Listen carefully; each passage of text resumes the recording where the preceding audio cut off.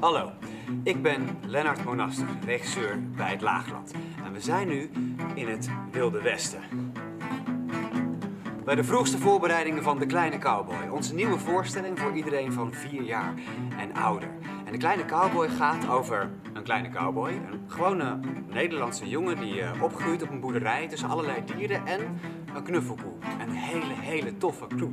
Alleen op een dag is hij nergens meer te vinden. Hij is kwijt. Totdat hij aan de horizon de trekker ziet wegrijden van de knecht. Een grote stoere man uit Amerika met daarop de koe. Wordt hij ontvoerd? Loopt hij weg? We weten het niet. Maar de kleine cowboy trekt zijn dapperste laarzen aan en gaat erachteraan. Naar het Wilde Westen. Het grasland verandert in woestijnzand. De auto's verdwijnen, de postkoetsen verschijnen. En hier en daar galoppeert er een bankovervaller langs een zingende cactus. Ik hou zelf ontzettend van cowboytjes spelen. Ik hou van avontuur. Ik hou van de muziek die bij het Wilde Westen hoort.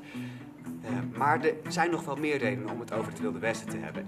Ik heb het gevoel dat de kinderen van nu opgroeien in een tijd die harder is dan de tijd waarin ik ben opgegroeid. Een tijd waarin onze wereldleiders nogal op cowboys beginnen te lijken. Waarin degene die schreeuwt het meest gelijk lijkt te krijgen en nuance en een goed verhaal een beetje op de achtergrond verdwijnen.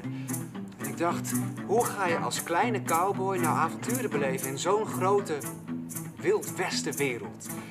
Laat je je bang maken? Pas je je aan? Doe je mee met de grote cowboys? Ga je meeschreeuwen? Of kun je ook helemaal je eigen geluid vinden? Kun je het ook omdraaien? Nou, die vragen die trekken mij naar de romantiek van het Wilde Westen. Dus daar gaan we heen met de kleine cowboy.